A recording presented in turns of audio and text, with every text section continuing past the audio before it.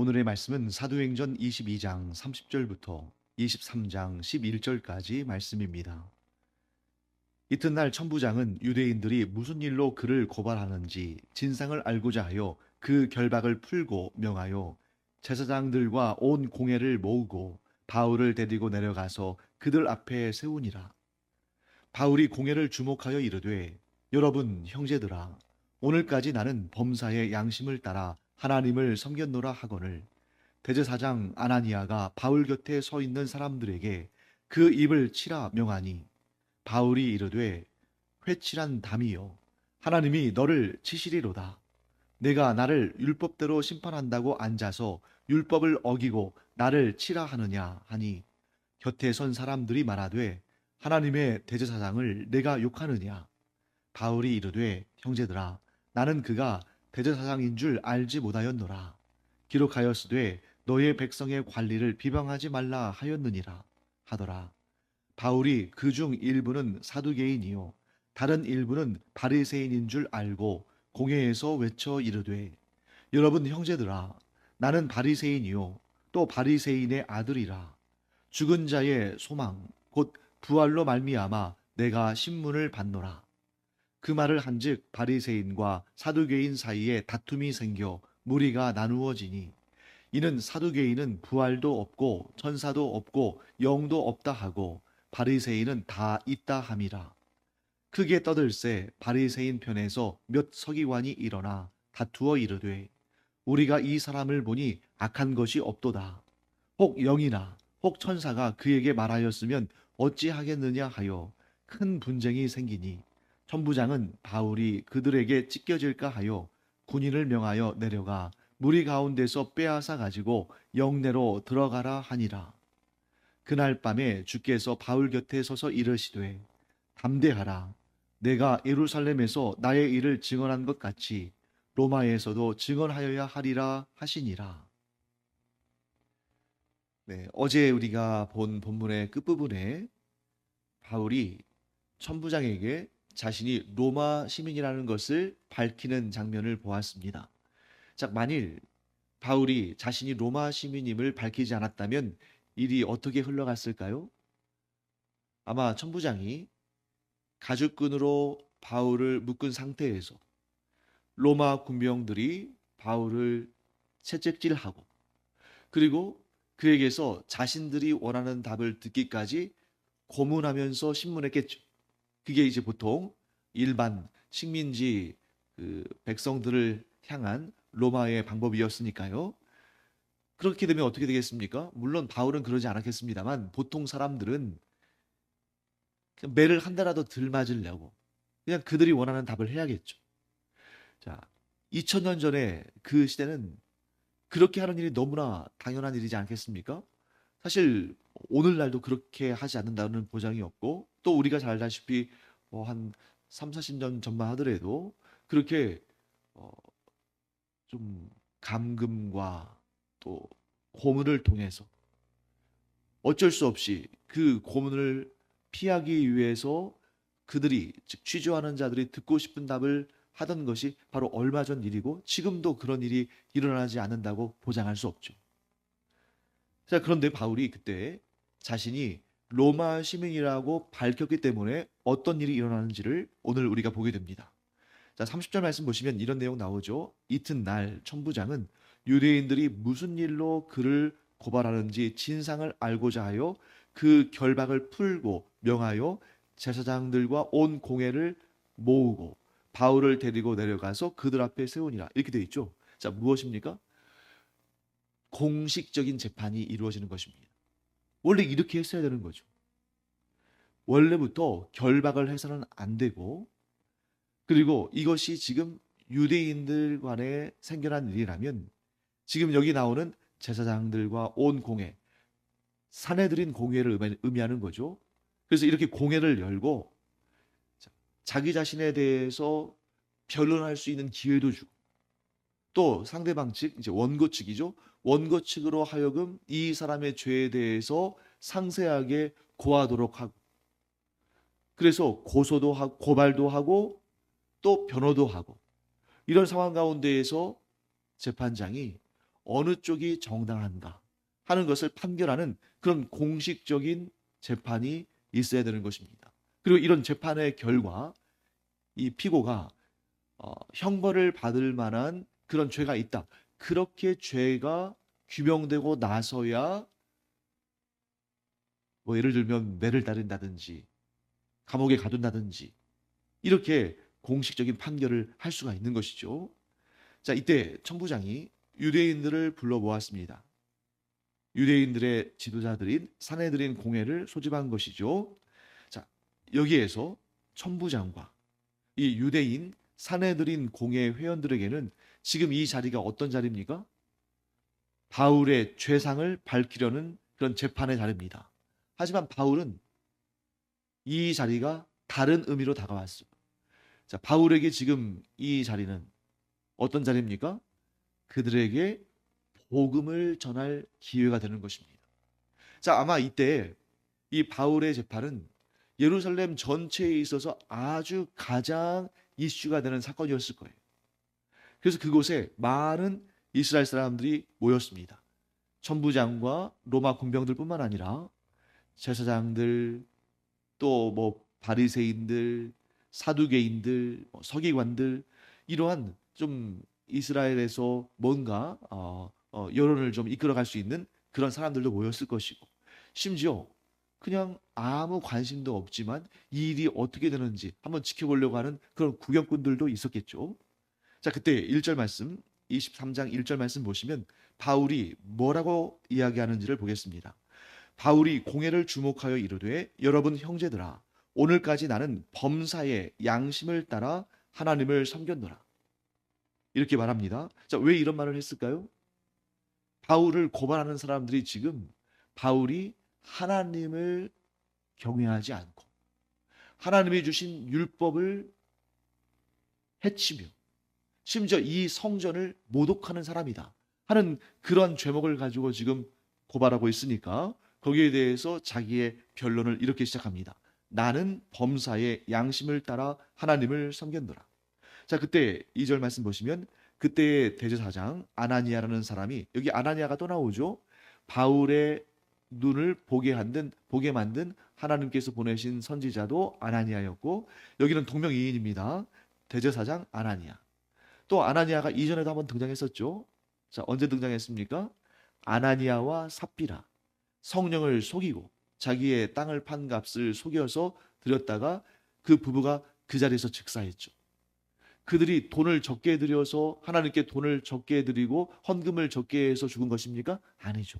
성령을 속임으로 말미암아 그들이 하나님의 징벌을 받았는데, 아니 성령을 속이는 일이 많이 있을 텐데 왜 그들에게 그냥 좀 어느 정도 징계하신 것이 아니라 죽기까지 하셨는가? 네, 생각해 보세요, 여러분. 그 일이 얼마나 심각한 문제를 일으켰는지. 자, 아나니아와 삽비라의 그 성령을 속인 죄 이전에는 초대교회 공동체가 얼마나 천국 같은 공동체였습니까? 마치 에덴 동산 같은 공동체였죠. 그들이 서로 물건을 통용하고, 심지어 부자들이 자기의 소유를 팔아서 가난한 자들의 필요를 채워주고, 서로 사랑하며 아끼며, 그런 하나가 된 공동체. 범죄 이전에, 아담의 범죄 이전에 에덴 동산 같은 공동체였잖아요. 근데 그들의 거짓말, 그들의 성령을 속인 죄로 말미암아 그런 아름다운 전통이 무너져 버리는. 그래서 오늘날도 여러분 교회에서 사람들이 서로 물건을 통용하고 약간 그런 모습은 있죠.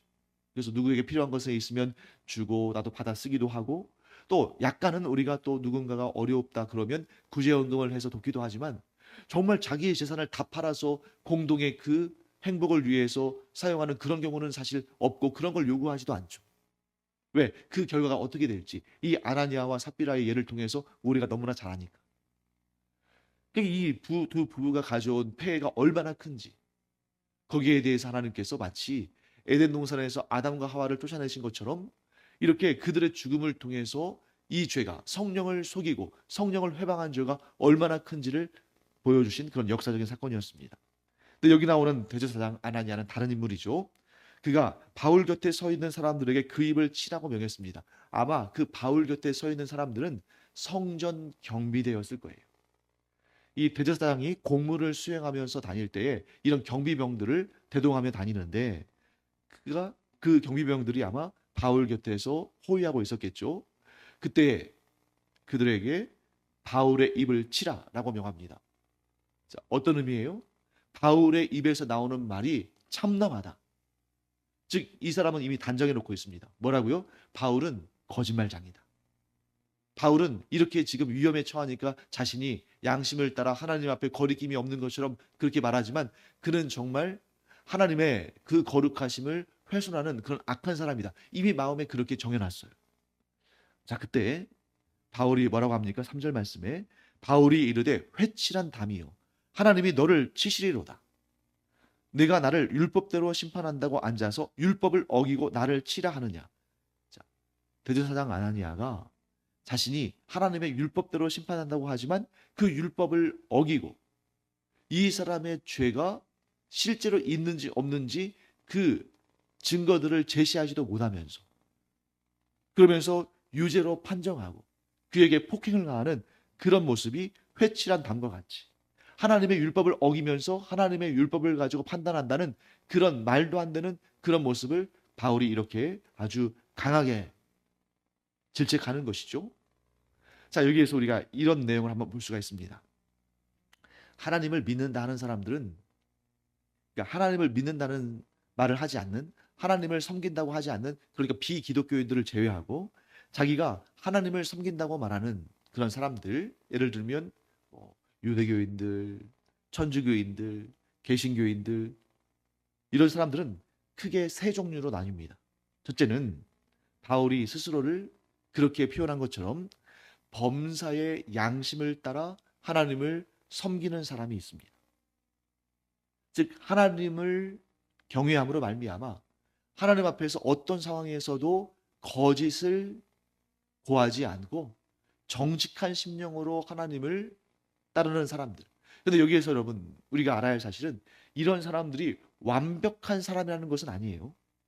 그 사람이 완벽한 사람이기 때문에 뭐 어떤 상황, 어떤 환경 가운데서도 하나님 앞에 바르게 선다. 이건 아니에요.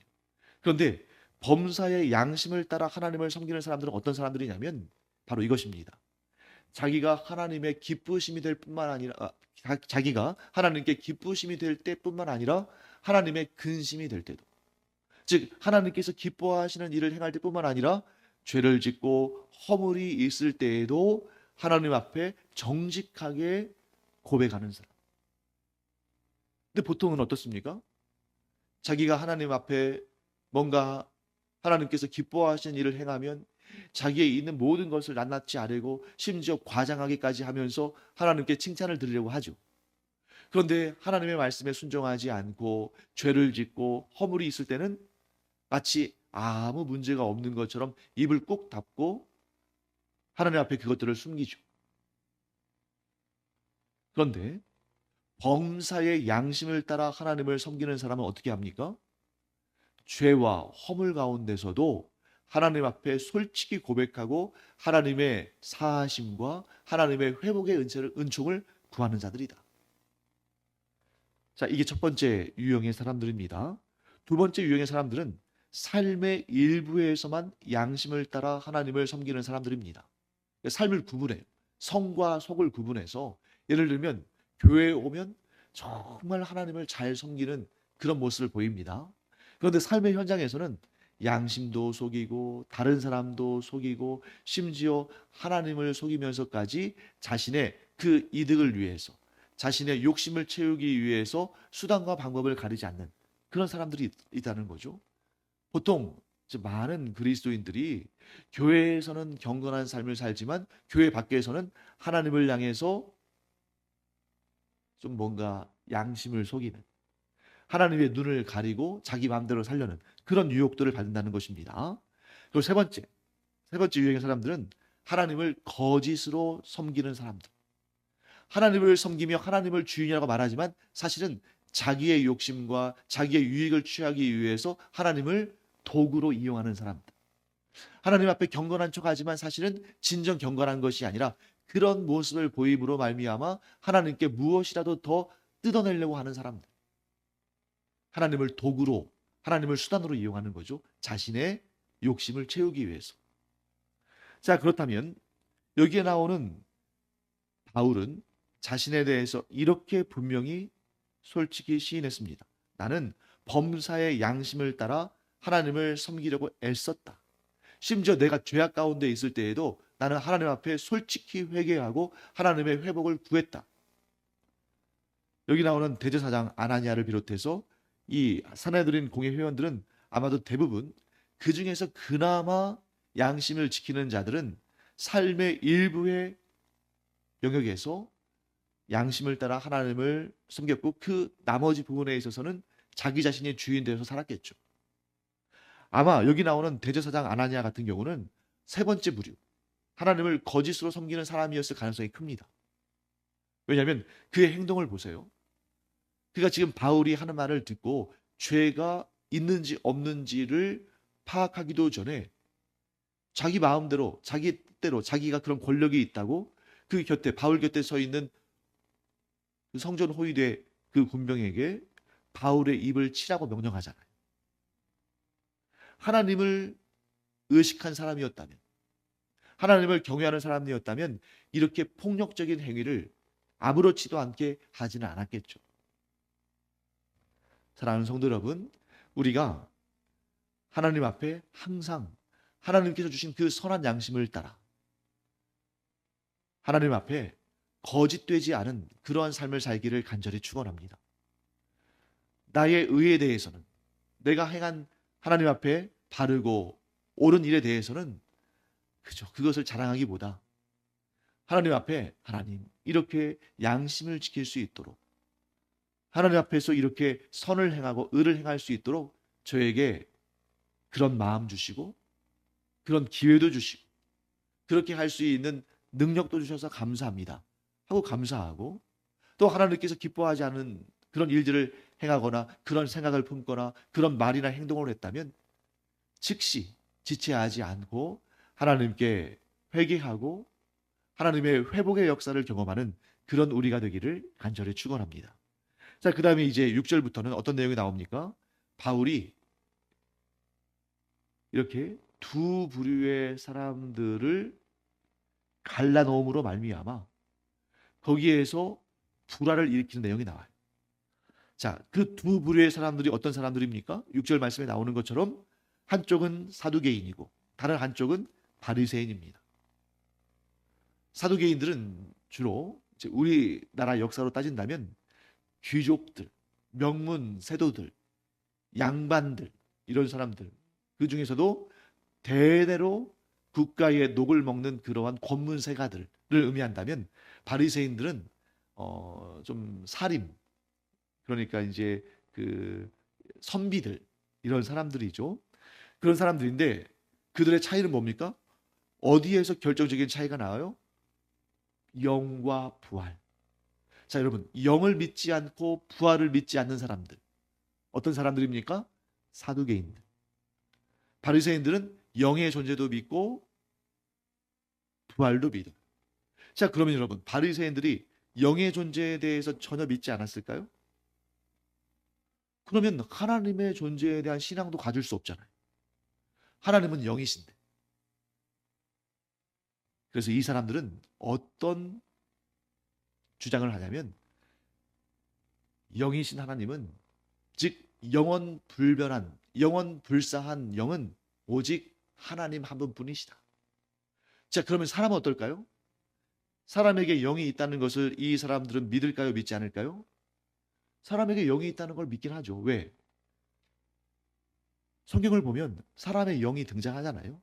그런데 사람의 영은 이 땅을 사는 동안에 그 몸과 함께 존재하다가 죽으면 소멸 상태에 이른다고 보는 거예요.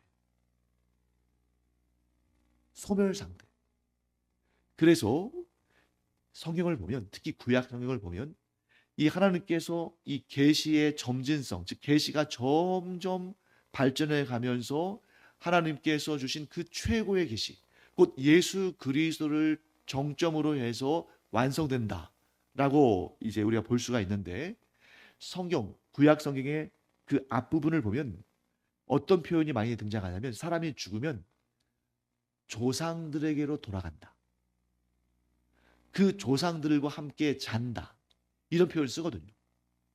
반면에 후반부로 갈수록 즉 하나님의 계시가 선지자들을 통해서 점점 더 명확히 계시되면서 어떤 표현들이 나오냐면 구원의 개념, 천국의 개념, 부활의 개념이 나오는 거예요. 자, 그러면 이 영혼, 인간의 영혼, 그 다음에 천국, 부활 이런 것은 나중에 만들어진 것이냐? 아닙니다. 하나님께서 점점 예수 그리스도를 이 땅에 보내시기까지 하나님의 선지자들을 통해서 점점 계시의 강도를 높여가시면서 우리에 대한 하나님의 구원 계획을 더 명확하게 계시하시는데 처음부터 천국은 있었던 거고 처음부터 인간의 영혼이 있었던 것이고 처음부터 그 영혼은 몸과는 달리 죽지 않고 계속 존재했던 것이고 처음부터 부활도 존재하는 것입니다. 자, 그렇기 때문에 하나님께서 그 사실을 알려주시기 위해서 중간중간에 특별한 사건들을 사용하셨어요. 대표적인 것이 무엇입니까? 에녹은 죽음을 경험하지 않고 하나님께로 올려져 갔습니다. 엘리야도 죽음을 경험하지 않고 하나님께로 올려져 갔어요. 뭘 보여주신 것입니까? 천국이 있다는 사실. 하나님이 계시는 천국이 있다는 사실과 또 영생이라는 존재가, 영생이라는 개념이 있다는 사실을 알려주신 겁니다. 그런데 지금 여기 사두개인들은 그런 것들을 그냥 눈으로 보면서도 그 말씀을 알면서도 인정하지 않아요. 사람의 영은 단지 이 세상에 잠시 있다가 그 육신의 죽음과 함께 음부로 내려가서 잠들어 있는 것이다. 혹은 소멸하는 것이다. 반면에 바리새인들은 어땠을까요? 그들은 영혼의 존재도 믿고 부활의 존재도 믿었습니다. 단 그들의 문제는 뭐예요?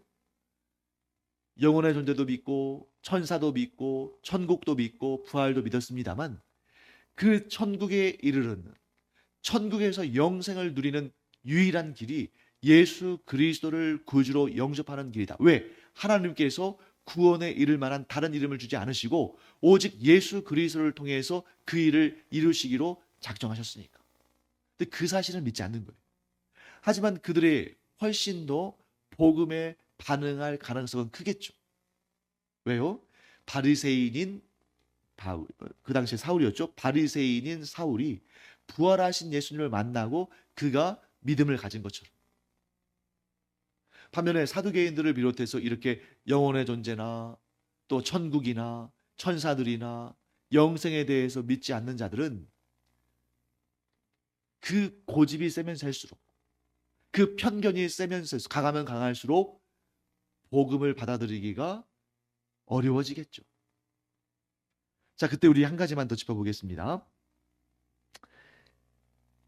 바울이 바리새인들과 사두개인과 바리새인들 사이에 분쟁을 일으켰잖아요. 서로 싸우게. 자, 그런데 우리는 이런 생각합니다. 분쟁을 일으키는 것은 잘못된 것이다. 그럼 분쟁 일으키는 것은 잘못된 거잖아요. 서로 화해하게 하고 화평을 이루어야 되는데 그런데 분쟁을 일으키는 것은 대부분 잘못된 것이지만 한 가지 예외가 있다. 그 예외를 예수님께서 보여주셨어요. 자, 예수님께서 이 땅에 화목제물로 오셨죠. 하나님과 사람 사이에 화평을 이루기 위해 오셨습니다. 그런데 우리가 성경을 특히 복음서를 읽다 보면 정말 이해가 안 되는 내용 중에 하나가 뭐가 있냐면 이것입니다. 예수님께서 예수님에 대해서 소개하시면서 뭐라고 하시냐면 내가 세상에 화평을 주러 온 줄로 생각하지 말라. 내가 세상에 검을 주러 왔노라. 하면서 예수님께서 이 땅에 분쟁을 일으키러 오셨다라고 말씀하시는 경우가 있단 말이에요. 그게 뭐냐면 하나님과 사람 사이에 화평을 이루러 오셨지만 그 복음의 문제에 있어서 구원의 문제에 있어서 어떤 이는 똑같은 집안에 있는 사람이고 어떤 이는 한 배에서 나왔다 할지라도 어떤 이는 복음을 받아들이고 어떤 이는 복음을 받아들이지 않고 어떤 이는 예수님을 믿고 어떤 이는 예수님을 믿지 않음으로 말미암아 이렇게 구원과 관련돼서는 명확히 갈라질 것이다 하는 말씀을 하신 겁니다. 자, 바울도 마찬가지입니다. 바울이 이 바리새인들과 사두개인들을 싸우게 하려고 지금 이 말 하는 게 아니에요. 자신이 전하는 복음을 명확하게 전하는 것입니다. 바울이 전하는 복음의 핵심, 누구든지 예수 그리스도를 구주로 영접하면 그는 영생의 구원을 얻고 천국에서 하나님의 상과 복을 받는다는 사실을 명확하게 전하는 것입니다. 자, 그랬더니 어떤 일이 일어납니까? 우리 오늘 마지막 구절 11절 말씀 함께 읽어볼까요? 그날 밤에 주께서 바울 곁에 서서 이르시되 담대하라. 내가 예루살렘에서 나의 일을 증언한 것 같이 로마에서도 증언하여야 하리라 하시니라. 자, 그날 밤에 주님께서 바울 곁에 서서 그를 격려하십니다. 자, 여러분, 여기에서 아주 우리가 중요한 깨달음을 얻게 됩니다. 사람들은 자신의 처지를 보고 자신이 처한 상황과 환경을 보고 하나님의 사랑, 하나님의 은혜를 평가하려고 해요. 자, 예를 들면 내가 학생이라면 내가 시험을 잘 봤어요. 그래서 내가 원하는 좋은 대학, 좋은 학과에 갔습니다. 하나님 나를 사랑하시는구나. 하나님께서 나와 함께 하시는구나. 하나님께서 나를 들어 사용하려고 하시는구나. 그럽니다. 근데 어떤 때는 예를 들어서 가난하고 병들고 실패하고 내 마음 먹은 대로 안 되고 내가 기도한 대로 이루어지지 않고 그러면 하나님께서 나를 기뻐하지 않으냐 하시나 보다. 하나님께서 나를 들어 사용하지 않으시려나 보다. 하나님께서 나를 버리셨나 보다. 이런 생각을 할 때가 있단 말이에요. 무엇을 보고? 자신의 처지, 자신의 상황과 형편을 보고. 그런데 여러분, 지금 바울의 상황, 바울의 형편은 어떻습니까? 영내에 갇혀 있어요. 그리고 유대의 그 대제사장부터 해서 수많은 사람들이 바울을 향해서 비난하고 조롱하면서 그를 죽여야 한다고 말하고 그가 하나님을 모독한다고 말하고 그를 제거해야 한다고 그렇게 말합니다. 매도 맞았습니다. 루스드라 같은 곳에서는 돌에 맞아서 사람들이 다 죽은 줄 알고 버렸는데 하나님의 은혜로 살아났습니다. 자, 이런 상황 형편을 볼 때에 어떤 마음 갖기 쉬워요? 내가 하나님의 사랑받지 못하는 사람 아닐까? 하나님께서 나를 버리신 거 아닐까? 하나님께서 나의 사역을 기뻐하지 않으시는 거 아닐까? 그런데 예수님께서 그날 밤에 바울을 찾아오셔서 말씀하십니다. 뭐라고 말씀하셔요?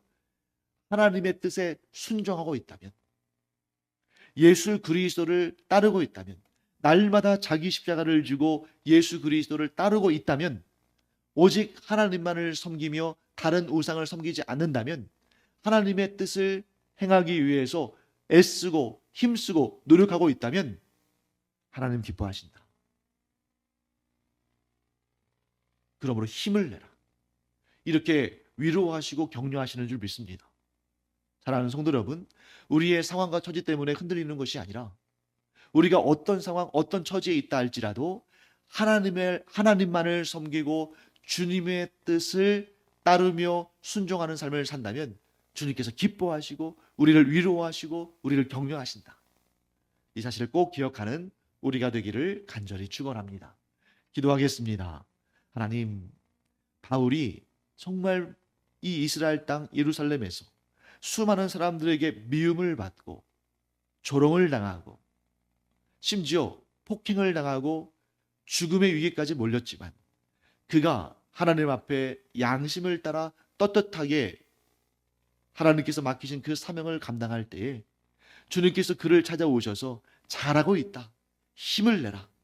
지금 여기에서 네가 잘하고 있는데 로마까지 가서 또 그 일을 해야 되니 힘을 내고 용기를 내라 하고 위로하시고 격려하시는 모습을 보게 됩니다. 하나님, 저희도 어떠한 상황과 환경 가운데서도 하나님의 말씀을 순종하고 그리스도를 따르고 있다면 주님의 위로와 격려를 받으며 새 힘을 내게 하여 주시옵소서. 감사드리며 예수님의 이름으로 축복하며 기도합니다. 아멘.